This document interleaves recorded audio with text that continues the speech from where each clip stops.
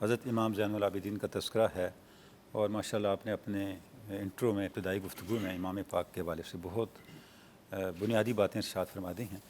راج صاحب قبلہ، امام زین العابدین کی عظمت اور آپ کی شان، آپ یہ دیکھیں کہ فتنے کے اس دور کے اندر جب حق پہ کھڑا ہونا ایک امر محال تھا، آپ نے حق کی نمائندگی کی صبر و استقامت کے ساتھ۔ یا مجھے علامہ اقبال کا ایک شعر یاد آ رہا ہے، علامہ نے فرمایا تھا جاوید نامہ کے اندر، بے خبر ذکار زار کفر و دین، بے خبر ذکار زار کفر و دین، جان من تنہا جو زین العابدین۔ واہ واہ واہ واہ۔ میں اس زمانے میں ہوں جب میرے، ابھی آپ بار بار ایک فتنے کی طرف اشارہ فرما رہے تھے کہ جو لوگ امام زین العابدین کی اور اہل بیت اطہار کی شان کو نہیں سمجھ رہے، انہیں نہیں پتہ کہ وہ کتنی بڑی غلطی کا ارتکاب کریں۔ ان کی غلطی نہیں ہے، ان کی غلطی سینکڑوں غلطیوں کی ماں ہے۔ واہ واہ واہ۔ اس غلطی سے جو غلطیاں جنم لیں گی انہیں اس کا اگر احساس جو لوگ گمراہ ہو رہے ہیں ان کا بھی کھاتے انہی میں جائے گا سارا اس گناہ۔ کے علاوہ بہت سے مسائل اس سے پیدا ہوں گے۔ آپ کی دینی غیرت ختم ہو جائے گی، آپ کی آپس میں کے ساتھ محبت ختم ہو جائے گی، آپ کا فتنوں کے دور کے اندر حق پہ کھڑا ہونا ختم ہو جائے گا۔ آپ کو پتہ نہیں آپ کر کیا رہے ہیں۔ وہ علامہ کہہ رہے ہیں کہ میرے دور کے دینداروں کو پتہ ہی نہیں کہ کارزار کفر و دین ہے کیا۔ میں دین کے لیے لڑ رہا ہوں اور زین العابدین کی طرح تنہا لڑ رہا ہوں۔ واہ واہ۔ تو حضرت زین العابدین نے تنہا اس جنگ کو یہ لڑا۔ اس نے میرے بارے میں کہا لگتا ہے۔ سبحان اللہ۔ اچھا غائی صاحب، عرض یہ ہے کہ ہر دور میں تسلسل تو جاری ہے نا، کوئی نہ کوئی تنہا لڑے گا، یہ جگہ خالی تو نہیں رہے گی اللہ کے فضل سے۔ تو امام پاک کی شان یہ ہے کہ کسی بڑی شخصیت نے آپ کی شان کا انکار نہیں کیا۔ دیکھیں نا، ابھی آپ نے علی حجویر کا سید حجویر کا ذکر کیا۔ حضرت داتا گنج بخش نے لکھا کہ امام زین العابدین کی شانیں اتنی زیادہ ہیں، انہیں بیان کرنا حد امکان میں نہیں آتا۔ واہ۔ اس چیپٹر کا اس جملے پہ کیا آپ نے، جہاں سے آپ نے 6 القاب امام پاک کے 6 القاب آپ نے بیان کیے نا۔ آپ وارث نبوت ہیں، چراغ امت ہیں، سید مظلوم ہیں، امام محروم ہیں، زین عباد ہیں اور شمع اوتاد ہیں۔ واہ واہ۔ یہ 6 القاب بیان کیے، اور اس سے پہلے فرمایا آل بیت وہ ہیں جو چنیدہ ہیں، جو اس آسمان کے نیچے حق کی نشانی ہیں، اور دنیائے روحانیت و ولایت کا کوئی فرد ایسا نہیں ہے جو ان کی بارگاہ کا محتاج نہ ہو اور ان سے مستغنی ہو سکتا ہو، کوئی نہیں ہو سکتا۔ ان کو کوئی خطائیں نہیں نظر آئی اہل بیت کی؟ سبحان اللہ، وہ تھے خود بے خطا نا۔ جن کی آنکھ میں ٹیڑھ ہو ان کو عید کا چاند بھی ٹیڑھا نظر آتا ہے۔ واہ واہ واہ، بھینگے۔ وہ ان کی ہر چیز ٹیڑھی نظر آتی ہے۔ بالکل ٹھیک ہے۔ اچھا، اس کا مطلب ہے جس کو کوئی خطا اہل بیت میں نظر آئے وہ بھینگا ہے، اس کی آنکھ میں کوئی نقص اس ہے۔ کی آنکھ میں خطا ہے، وہ خطا سے دیکھے گا تو خطا ہی نظر آئیں گی۔ مجھے تو نسب میں بھی اس کے کوئی فرق لگتا ہے۔ بغائی صاحب، خطا سے جنم لیتی ہے۔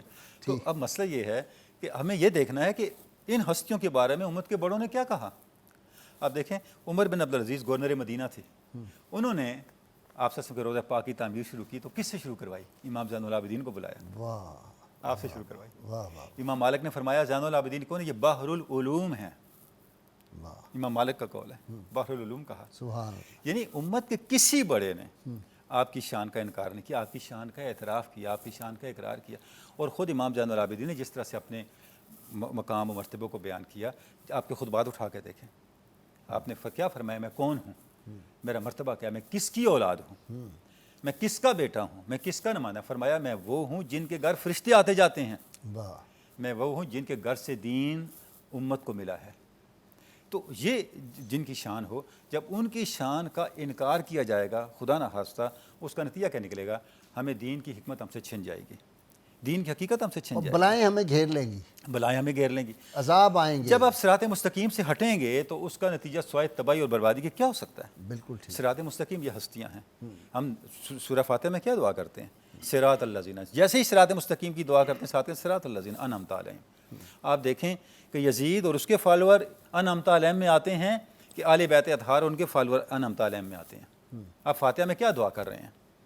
یعنی آپ کا مائنڈ کسی طرف تو جاتا ہے نا، میں کون ہیں جن پہ اللہ کی نعمت ہوئی ہے اور جن کو صراط مستقیم عطا کیا گیا کہ میں وہ صراط مستقیم اللہ کی بارگاہ سے مانگ رہا ہوں۔ تو اس کا مطلب یہ ہوا کہ آل بیت اطہار کے انکار کر کے ہم اللہ کی بارگاہ میں 5 مرتبہ دن کو کھڑے ہو کے کی جانے والی دعا کا خود انکار کر رہے ہوتے۔ جی غائی صاحب، جو ذکر ہو رہا ہے آل بیت کا، کہ کاظم صاحب نے بھی بڑے پیارے انداز سے اس کو ایکسپلین کیا کہ صوفیاء نے آل بیت کو اپنا امام بنایا، روحانیت کا، تصوف کا۔ سبب غائی صاحب کیا ہوا؟ غوث، کتب، ابدال، جتنے سبب یہ درجات ہے، ہیں وہ ادھر سے ہی ملیں سبب گے۔ یہ ہے کہ اہل بیت نے جو تعلیم دی، پہلے اس کو عملاً پیش کیا، پھر اس کو الفاظ کا جامع پہنایا۔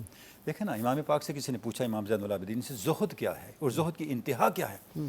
آپ نے فرمایا زہد کی انتہا تقویٰ ہے، تقویٰ کی انتہا یقین ہے، اور یقین کی انتہا تسلیم و رضا ہے۔ اور آپ دیکھیں کہ تسلیم و رضا کے اوپر آپ شروع سے کتنے کاربند رہے۔ بچپن میں آپ بیمار ہوئے، سیدنا علی مرتضیٰ نے پوچھا بیٹا آپ کا کیا حال ہے؟ آپ نے فرمایا تکلیف ہے لیکن میں اللہ کی اس رضا پہ راضی ہوں۔ دعا فرمائے کہ میں اللہ کے جو بھی مجھ پہ حال طاری ہو میں شکوہ نہ کروں۔ سیدنا علی مرتضیٰ نے فرمایا میرے بیٹے تو نے وہی جواب دیا جو ابراہیم علیہ السلام نے جبریل کو دیا تھا، کہ جب ان کو آگ میں ڈالا جا رہا تھا جبریل امین نے کہا آپ کو کوئی حاجت ہے؟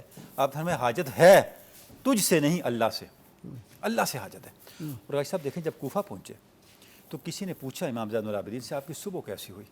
کمال آپ نے جواب دیا، آپ نے فرمایا ہماری صبح ایسی ہوئی جیسے بنی اسرائیل کی آل فرعون کے اندر ہوئی، ہوئے کہ انہوں نے ان کو اذیتیں دیں، عذاب دیے، ان کے بیٹوں کو ذبح کر دیا، ان کی خواتین کو چھوڑ دیا، لیکن ہم اس پر راضی ہیں، اللہ کی اللہ کی رضا پہ راضی۔ یہ تسلیم و رضا ہے، یعنی کس سطح پہ جا کے آپ نے تسلیم و رضا، اور آپ نے پہلے بتا دیا کہ تسلیم و رضا آخری منزل ہے۔